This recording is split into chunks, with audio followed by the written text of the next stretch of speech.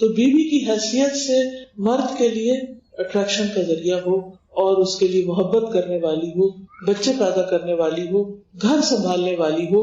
کیونکہ بعضوں کا ٹھیک ہے مرد حضرات کہتے ہیں کہ لڑکی جاب کرنے والی ہو، لیکن آپ نے دیکھا ہوگا کہ شادی کے بعد جب لڑکیاں جاب کرتی بھی ہیں، میں نہیں کہتی کہ نہیں کرنی چاہیے، لیکن ہر لڑکی کے بس میں بھی نہیں ہوتا کہ وہ بیلنس کام کر سکے.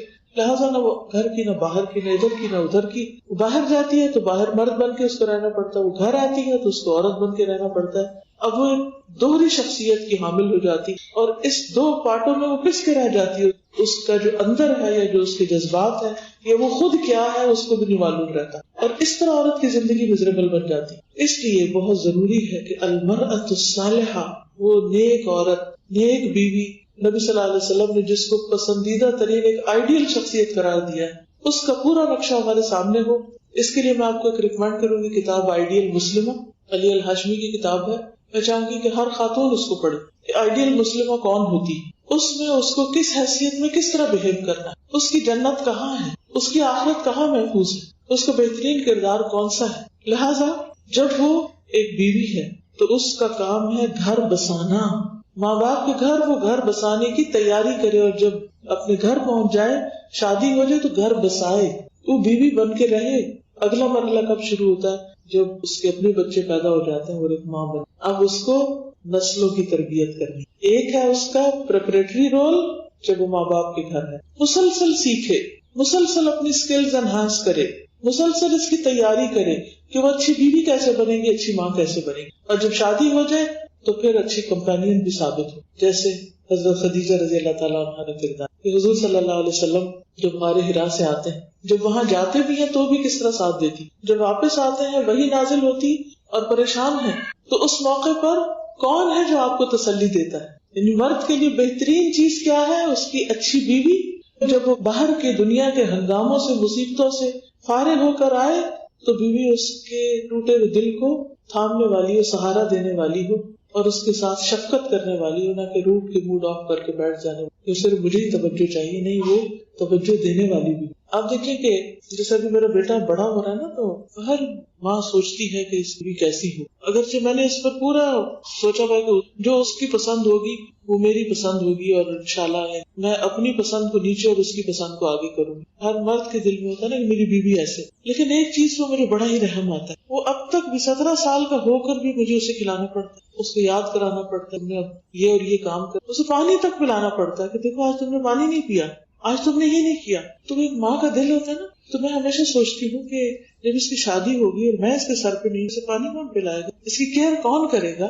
اچھا، اس سے میں نے یہ سبق سیکھا کہ مجھے اپنے شوہر کے لیے کیسا ہونا چاہیے، وہ بھی کسی کا بیٹا ہے نا، وہ بھی کسی کا بیٹا ہے. تو اسی طرح یعنی جب ہم یہ چاہتے ہیں اپنے بچوں کے لیے ایک اچھی بیوی، کیونکہ میں سوچتی ہوں ایسی بیوی ہو جو اس پر رحم کرے اور اس کا خیال رکھے، تاکہ اگر یہ گھر سے باہر کوئی کام کرے تو اس کی کوئی کیئر کرنے والا ہو. جب ہم اپنے لیے یہ چاہتے ہیں اپنے بچوں کے لیے، تو خود کیوں نہیں وہ بن جاتے. تو بیوی کی حیثیت میں جہاں کیئر ضروری ہے، جہاں محبت ضروری ہے، شفقت ضروری ہے، بیوی بن کے رہنا ضروری ہے. وہاں ایک اچھا سمجھدار ساتھی بننا بھی ضروری ہے کہ جب شوہر کوئی ایسا فیصلہ کرنے لگے بزنس میں یا کوئی غلط ڈیسیژن لینے لگے تو اس کو سنبھالنے والی، اور جب اس کا دل ٹوٹے یا جب اس کی سیلف اسٹیم کسی وقت لو ہونے لگے تو وہ اس کو بڑھانے والی بھی. حضرت خدیجہ نے کیا کہا تھا حضور صلی اللہ علیہ وسلم کو جب آپ بہت پریشان تھے؟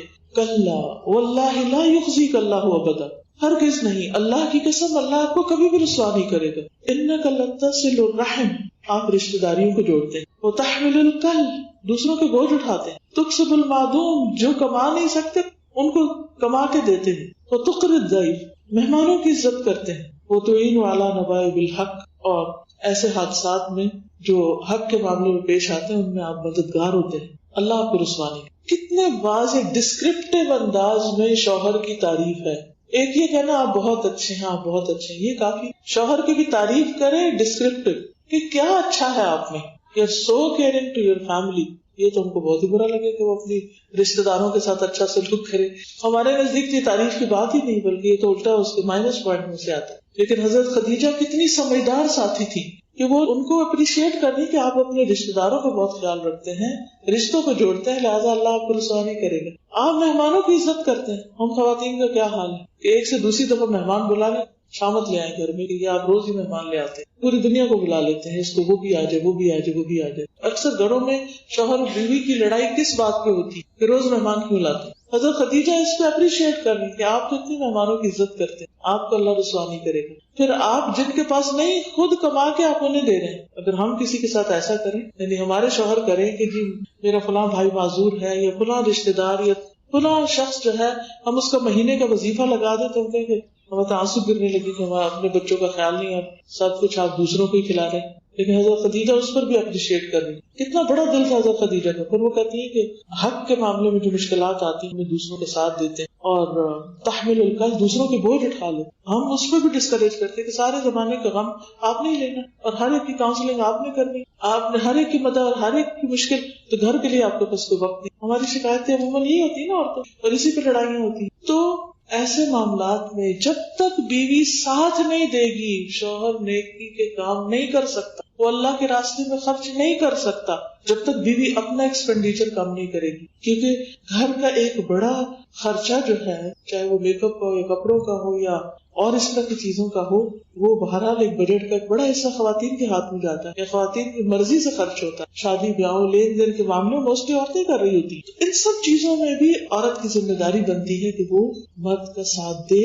ایسی ہی عورت المرأۃ الصالحہ, پھر جب وہ ماں بن جائے تو ماں کی حیثیت میں اپنے بچوں کی تربیت کرے. تو یہ عورت کا کردار ہے. نیک عورت کی کردار میں یہ بات ہونی چاہیے کہ وہ شوہر کی مددگار ہو نیکی کے کاموں میں. اگر وہ نہیں کر رہا تو اس کو اس طرف آہستہ آہستہ پیار سے موڑے, اور اگر وہ کر رہا ہے تو اس کو سپورٹ کرے, اپریشیٹ کرے. تو حضرت خدیجہ رضی اللہ تعالیٰ عنہا نے پہلی مسلمان عورت اور پہلے مسلمان کی حیثیت سے یہ کردار ہمارے سامنے واضح کر دیا ہے. رول ماڈل ہے وہ اس معاملے میں. اچھا, حضرت خدیجہ کے علاوہ ام سلمہ کا کردار ساری ازواج کا کچھ نہ کچھ حصہ, کیونکہ وہ صراط الذین انعمت علیہم ہے نا, وہ خوش قسمت خواتین ہیں جو حضور صلی اللہ علیہ وسلم کی ازواج ہیں. تو اس میں صلح حدیبیہ کے موقع پر جب نبی صلی اللہ علیہ وسلم نے حکم دیا صلح کرنے کے بعد کہ جانور قربان کر لیے جائیں, لوگ بالکل بیٹھ ہی گئے, مجھے لگتا تھا سنا ہی نہیں. اور یہ پہلا موقع تھا کہ صحابہ کے اوپر ایسی کیفیت طاری ہوئی کہ جواب نہیں دیا انہوں نے آپ کی بات کا, اور وہ عمل نہیں کیا. تو آپ بہت شکستہ دل ناراضگی کی حالت میں اندر آتے ہیں, حضرت ام سلمہ کو بتاتے ہیں کہ دیکھو میں نے انہیں کہا اور یہ بات نہیں مان رہے. تو اس موقع پر حضرت ام سلمہ اتنی خوبصورتی کے ساتھ آپ کو اتنا اچھا مشورہ دیتی کہ آپ ایسا کریں کہ آپ خود جائیے, سب کے سامنے میدان میں ذبح کیجیے, لوگ دیکھ کے آپ کو کرنے. اور یہ واقعی بڑی کامیاب صورت تھی.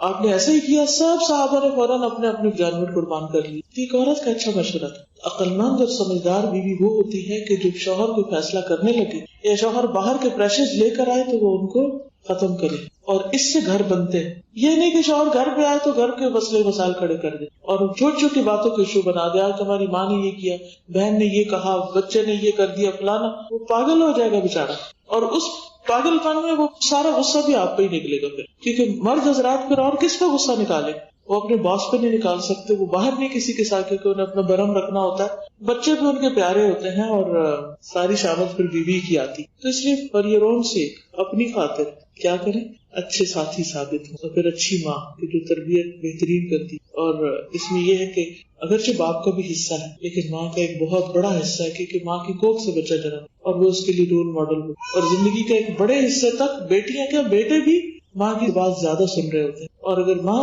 ان کی مت مار رہی اور الٹے مشورے دے رہی تو نسلوں کو بگاڑ دے گی.